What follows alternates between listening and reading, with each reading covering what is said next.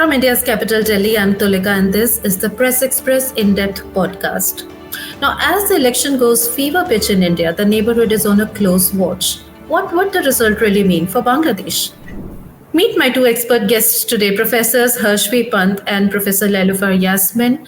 Harsh is the Vice President of Studies and Foreign Policy at Observer Research Foundation, New Delhi. And Yasmin is joining us from the University of Dhaka, where she's a professor of the Department of International Relations. Welcome both. Thanks, Tulika. Glad to be here.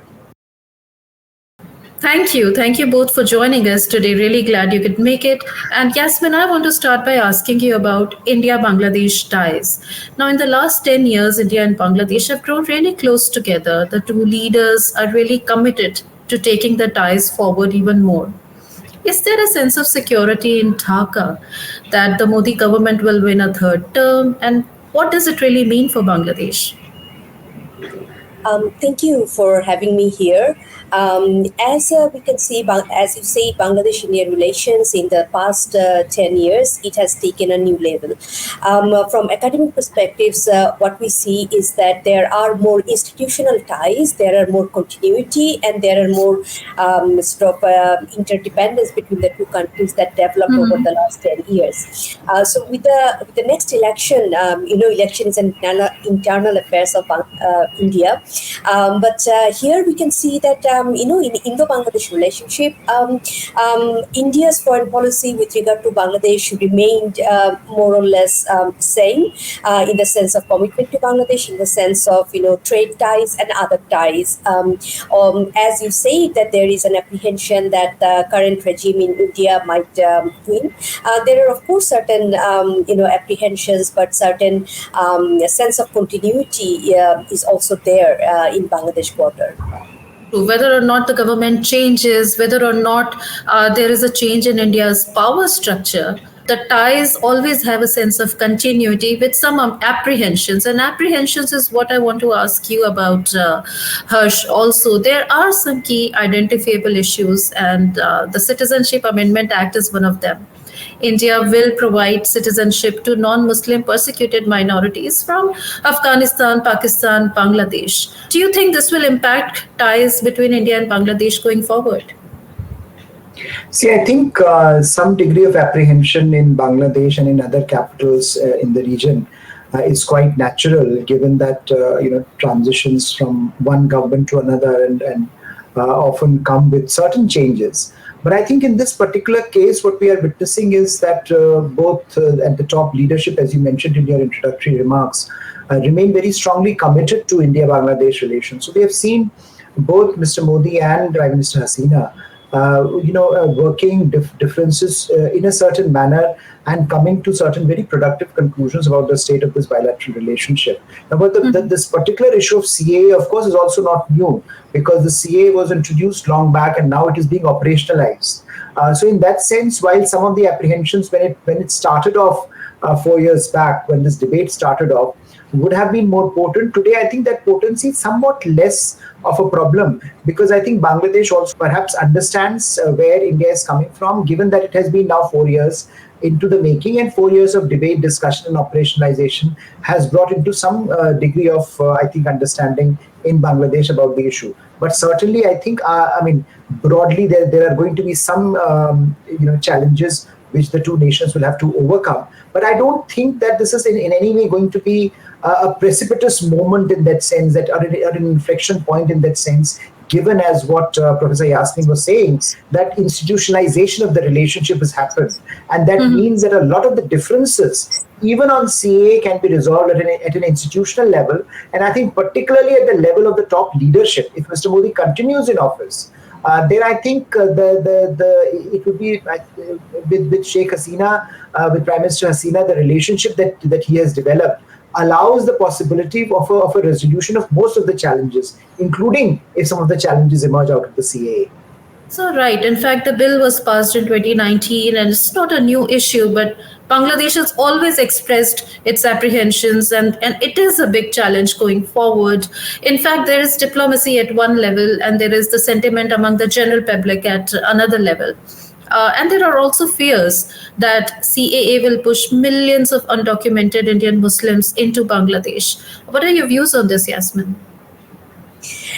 In fact, the issue of documentation, as we have seen in the case of Rohingya crisis, that this very concept is a very Western concept, and this very concept that I need to have a pass, I need to have identification. It's a quite a modern concept in our part of the world. Remember, till the First World War, the French did not have any idea of what was territory, territorial boundary, and territorial separation from another country. So here you would find many people not having any identification or false identification, or it is very easy to make any such kind of sort of identity cards. Yes, of course, given that this is election year in India, there is this concern in Bangladesh that whether this might be used by some quarters to create certain issues in India, which will have repercussions for other neighboring countries. And given that Bangladesh India shares the fifth largest international land border, there is a huge sort of repercussions for that in Bangladesh as well in the domestic politics. And it is very easy in the neighboring countries to use, India card or any other card just to divert attention from the issues that really need to be discussed. There are types of issues connected to this. But allow me to interject. This issue really needs to be discussed. It cannot be trivialized. And like you mentioned, Rohingyas, look at the crisis, look at the big issue that Bangladesh is dealing with, and can it really, manage another such issue from Indian Muslims who enter Bangladesh borders? That's going to be another huge issue.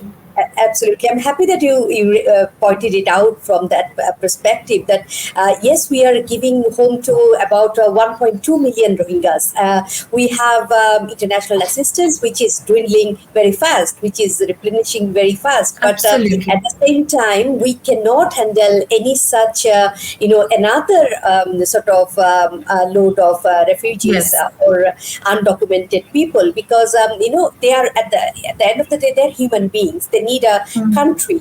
They cannot live without an ID card. And here, I think if the top leadership is willing to resolve this through talks, then there should be a reflection at the next level that we have to have discussion. We have to find out a way to solve this, because South Asia was one landmass, several decades back. And yes, we have our national identity now, but at the same time, we need to look at this from a very human perspective as well, human security perspective as well. Absolutely. And talking about human sentiments, is that leading to this big anti-India sentiment on the ground? And I'm referring to the India Out campaign as well, which is advocating boycott of Indian products on Bangladeshi social media. Is that a reflection of any underlying grievances about Indian government's policies towards Bangladesh?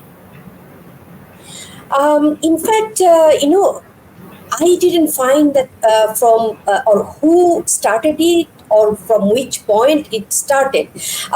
There is some campaign going on in Bangladesh, true, but at the same time, if you look at some of the data, for example, this is the Eid season, right? For people are going to Kolkata for shopping. So the queue in front of the Indian High Commission, it has not reduced a bit. And then look at the border hut in the local in the sort of border areas, the commercial activities on both parts, it has not reduced. So I think it is more like some urban people driven some kind of campaign which people saw that might have some validity, might attract some people in the beginning. On the other hand, living in Dhaka, teaching in University of Dhaka, I did not see many wider impact of this on the people. So it is used mostly for political purposes, and you know that the main opposition party of Bangladesh, it has joined the campaign, but also not wholeheartedly, because they have to interact with diplomats living in India, and they have to interact with many other quarters. So absolutely. But it has become big enough to snowball into something that the international media is finding interesting enough to cover. And Harsh, I want to ask you about the China angle in it. Professor Yasmin did mention the main opposition, BNP. There are estimates that they may have started it. But do you think that there's also China which is behind it? There are some suggestions. And do you think it's also basically because there's a pro-China sentiment gaining ground in Bangladesh? See, I think Tulika, this China, India, whether you call it rivalry or competition or this tussle for influence, is something that is now a recurring feature in South Asia. So it's not peculiar to Bangladesh.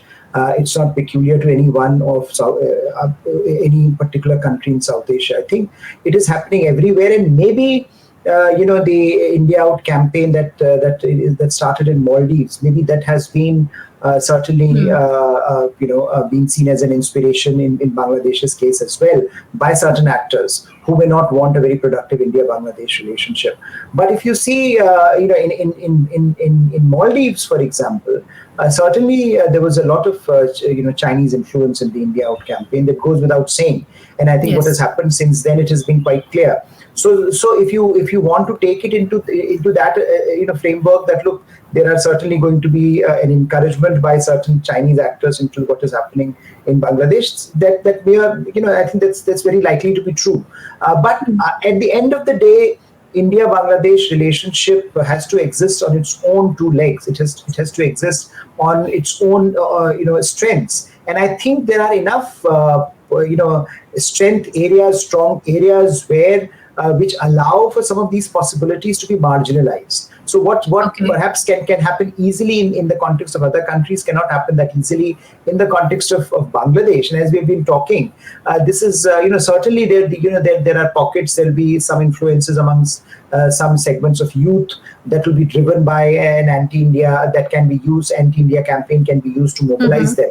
But I think widely, if you look at the societal interaction between India and Bangladesh, elite level interactions between India and Bangladesh, they remain so consistent and so deep that it's very difficult to use a campaign of this kind to divide and to drive a wedge between the two nations, and particularly, especially, I think, as the top leadership in the two countries remain very focused on achieving outcomes. So my sense would be that yes, you have an India Out campaign that is emerging, that is attracting a lot of attention because of the wider context that has happened, say, in what has happened in Maldives. But there is also a context in which India-Bangladesh ties have been, has seen one of the most spectacular growths in the last decade, one would say. And that, I think, that in itself, that momentum itself should be enough to curtail some of the issues that might emerge out of this campaign, and that might also highlight that if there is a need for the two nations to work on certain areas, perhaps this campaign or this emergence of this campaign can highlight some of those challenges where the two nations can start working on, rather than leaving it to a more dangerous environment where perhaps this can be ignited much more forcefully. Definitely. So what you're saying, yes, ma'am, please. Yeah, if I may also add that given India's geographic centrality, there will always be a sort of sense of insecurity in other smaller countries. So we have to watch out for who is trying to reap the benefit of this. And also in the case of Bangladesh, this India Out campaign, there's no one cannot point out a particular point of beginning, a particular point way that it is spreading, and who are the people that are being part of this. So keeping that in mind, Harsh, for the new government, how important would China be as part of India's foreign policy initiatives with Bangladesh? I think very important, and we have seen China becoming very important for Indian policymakers across the board, right? As you point out, Indian policymakers since the Galwan crisis of 2020 have been clearly articulating that this is a very abnormal phase in the relationship between India and China, and that abnormality cannot continue. China has to do something significant to now gain India's trust. I think the trust deficit is an all-time high, and unless China makes an overture, unless China tries to bridge this divide, it is going to be very difficult for India-China relationship to come back to the normalcy of pre-Galwan times. Now, having said that, Tulika, it is also important to acknowledge that India, for example, has neighbors across in South Asia, Indian Ocean region, who have their own independent relationship with China. Now, India's ability to push countries away from China is limited, and I don't think that Indian policymakers are also interested in doing that, because it also tends to boomerang. If you tell the countries, sovereign countries of that are your neighbors and that might be your partners also, that look, don't do this with China, don't do that, then a question comes which is like, we are sovereign entities, we will do what we wish to do with. And somewhere that shows an insecurity or a power tussle between India and China in this region. Of course, obviously, that power tussle, I think, is part of the game now. I don't think we can look at South Asia without looking at Sino-Indian tussle for influence. But Bangladesh has crafted a really very carefully calibrated relationship with both India and China, which has not allowed either of the two countries to get alienated, and that's a compliment to Bangladeshi diplomacy in some ways. Right. And definitely for the new government, this will continue to be one of the biggest issues between India and Bangladesh. Well, let's see how that plays out. We have discussed China, we have discussed the Citizenship Amendment Act. Another very crucial part why Bangladesh would be watching Indian elections is the water sharing agreement, which is so crucial. There are still 8 rivers between India and Bangladesh where water sharing disputes remain. Yasmin, do you think for the new government, the Tista water issue, for example, needs to be resolved as a priority? Absolutely. I think the DC, the river sharing issue is something that both the governments and should take very seriously, because it's not only an issue that affects local people, but it also has a bilateral, regional, and international manifestation. So this is where Bangladesh and India should not only discuss but also involve the local sort of representatives who would be able to give a sort of a neutral view of how why this is needed for people of both part of both countries. So I would suggest, I would say that India and Bangladesh need to sit and talk about this, because Tista needs to be resolved, and a lot of investment needs to be here. There are experts from both countries. They can sit together along with people living in those areas. Absolutely. And Harsh, what do you have to say about this? Because a lot of conversations have happened about this, but the issue still remains.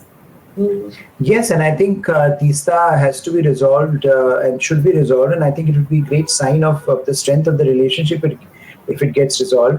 I think if it were up to the Modi government itself, they would have resolved it long back. I think the tussle between the state and the center here, in India has created a lot of issues, and for the domestic politics has come in the way. That is so true. The Indian central government has always said that we at the center are ready to resolve this, but there is a roadblock because of the state government. In fact, it reminds me of a recent statement from one of the diplomats in Bangladesh who said that we are aware that after this election, the Tista water river issue will be resolved at the earliest, hinting at some ways about the electoral outcome. Do you think once the new government, whatever it is, happens, do you see any kind of hints there? See, I think, I know Yasmin wants to chip in. I just say that, look, we know that one of the biggest and most fascinating contests in these elections is going to be in West Bengal. Between BJP and Trinamool Congress, and I think a lot of Mamata Banerjee's politics of using sub-nationalism, sub-regional nationalism, I think that in some ways is at the heart of this contestation as well. So clearly, some amount of what happens in these elections would determine the outcome, and I think but the state government is not changing because of these elections. State government would continue. So state elections are further down the line. So I don't think one should expect a dramatic transformation. Yes, if there is a dramatic shift in the numbers in the Lok Sabha, then maybe the ability of the central government to push or to persuade the state government would increase, the leverage would increase. Absolutely. Yes, you wanted to come in. Yeah, I would like to add that yes, it's a domestic politics in India that needs to be taken into account by Indian government. And you should also remember that domestic issues have this has international implication. There will be interested third parties or fourth parties come for Bangladesh, and Bangladesh would have no other choice but to accept that, because this is also affecting our daily lives of people living in that area. So this is something you have to take into account when negotiating among different political parties, and how you resolve it inside India and then come to talk with Bangladesh. For us, we'll also look at our national interest, and we'll also look at interesting parties, partners who want to sort of be or help us with that river and the people living in that area. So another part of India's neighborhood first policy could be border killings. Last year alone, 30 Bangladeshi citizens fell victim to India border guard force. And Harsh, what do you have to say about that? Should that be a priority as well for the next government? I think border management is a huge issue, and it should be a priority for any government at any point in time, because it needlessly creates an antagonistic feeling across local populations, which is quite avoidable. If some basic training, some basic management of borders, some basic issues to be resolved at that end can remove some of these festering issues, which needlessly provoke local population, then also allow other actors to have a voice in that. So I think it's a bilateral matter between two governments and two local peoples, which have been living for centuries together. It just needs more robust, I think, border management practices, and I think it's also a question of some degree of cohesion between the two border forces. That if you can have regular interaction between two border forces, between India and Bangladesh, that operate at the border level and that are in constant touch with each other, it perhaps allows for other sorts of mechanisms to be created instead of violence, where people get killed and lives are lost.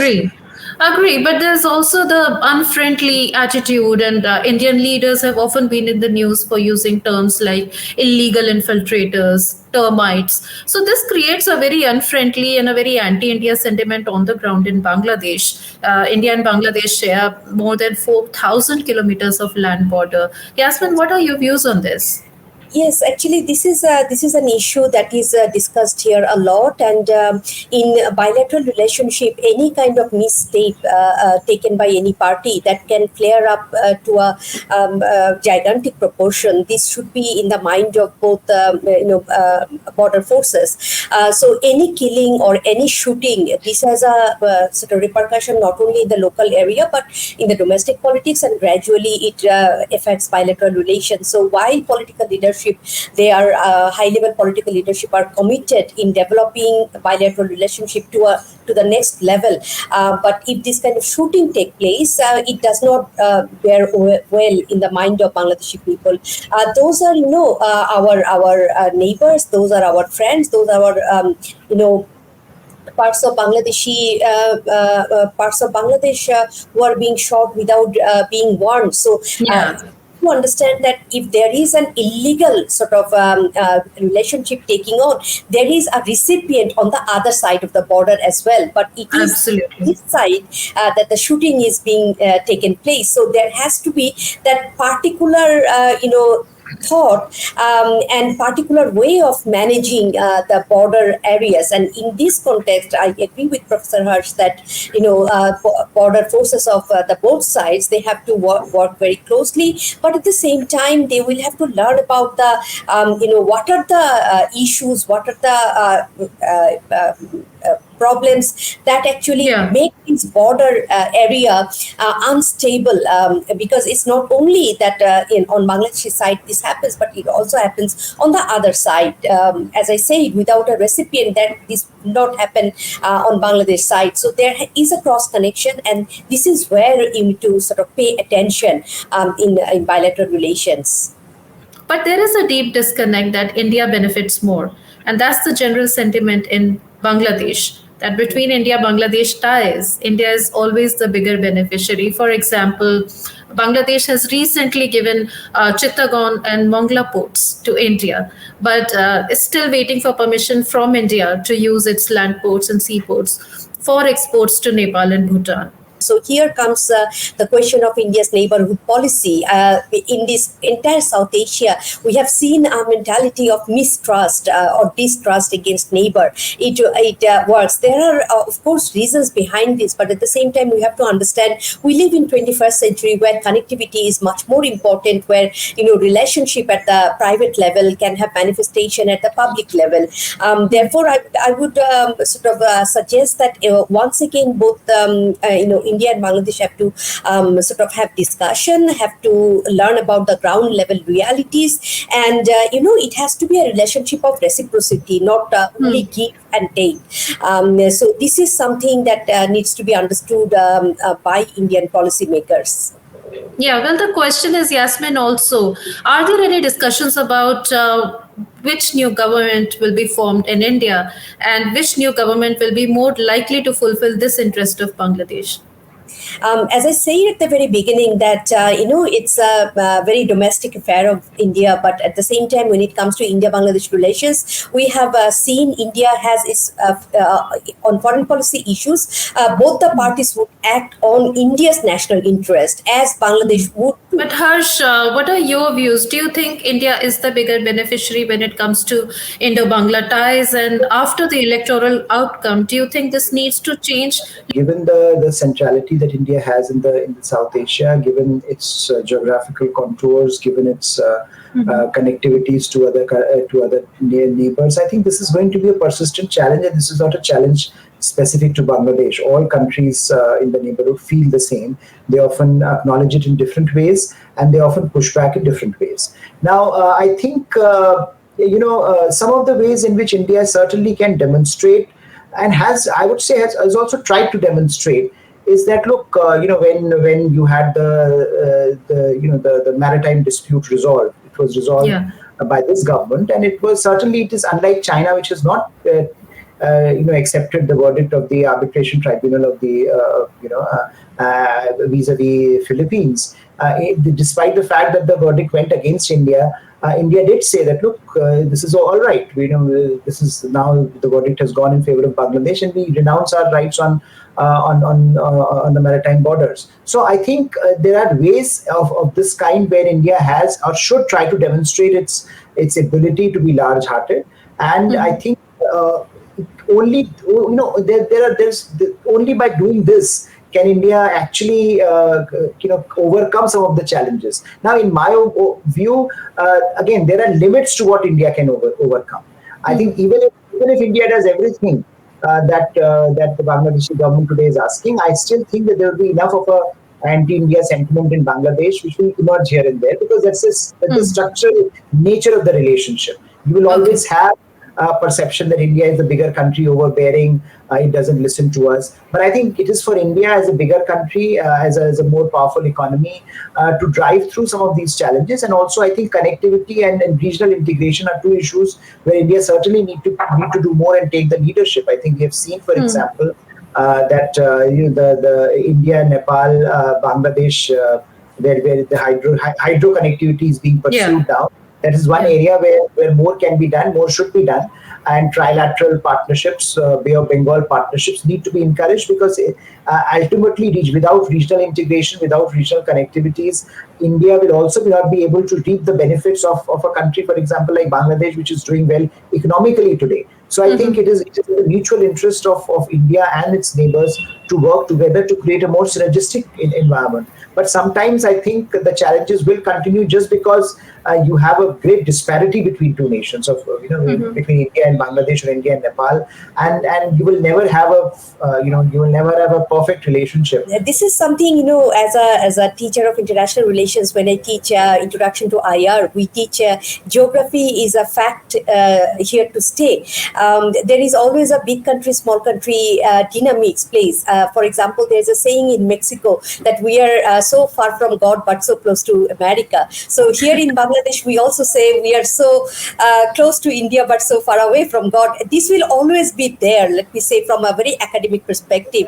But at the same time, as I learn from my Japanese friends, as they teach and they learn that we have to all learn to live and cope up with a bigger neighbor. For Japan, China is the big neighbor, right? So there is an academic version of this. Of course, in day-to-day life, there are issues, for example, border killing or issues of connectivity, all of these. And when people are waiting for visa and visa is not is being rejected or not being given for months, and there are so many smaller issues that Yeah. affect the mentality. But at the same time, previously you mentioned about India Out campaign, and I would like to add here that the fact of geography is here to stay. We cannot pull Bangladesh away and place it somewhere convenient for us. Similarly, India cannot leave without taking into consideration of Bangladesh's concern. So this is something that has to be communicated at the policy making level, as you mentioned a couple of times, and Professor Harsh also mentioned that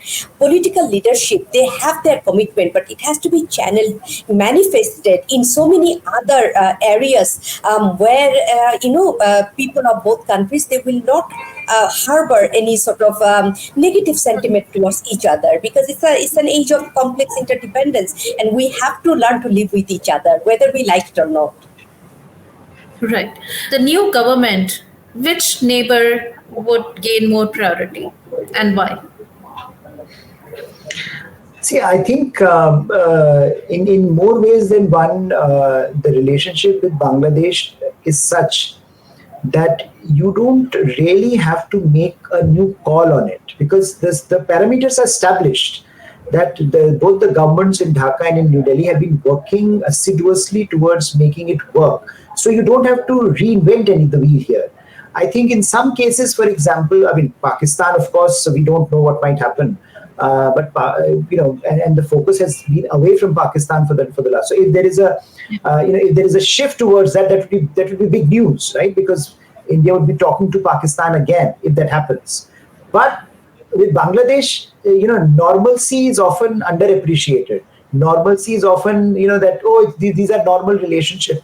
But normal relationship has, you have to work it every day to make it normal. Every day investment is needed. And I think Yasmin was saying, you have to invest in different institutions. You have to invest in different capabilities. And I think that is why India, Bangladesh, that normalcy that has come in the relationship has been the story of the last decade. If we can continue with that normalcy, I think that would be a big achievement, and building up on that normalcy. So I don't think Bangladesh ties, there is going to be a big headline event that is going to happen post-elections with Bangladesh. But I think that's the big news. I think that's the good news, I would say, with Bangladesh, that you are not going to get a big headline, because the relationship is now at a very comfortable level. Now, all the challenges that we have discussed, they remain, but you need to go back to the before 10 years and evaluate where the relationship was and where it is. Absolutely. So, both of you feel that whether it's the Citizenship Amendment Act, the border killings, the crucial water sharing agreements, or the India Out campaign, plus China being the big elephant in the room, there are several factors like these which are highlighting why and how the Indian election remains significant for Bangladesh. Dhaka, for one, will be closely watching this election for its electoral outcomes and to pursue its own potential national interests. Thank you both for joining us.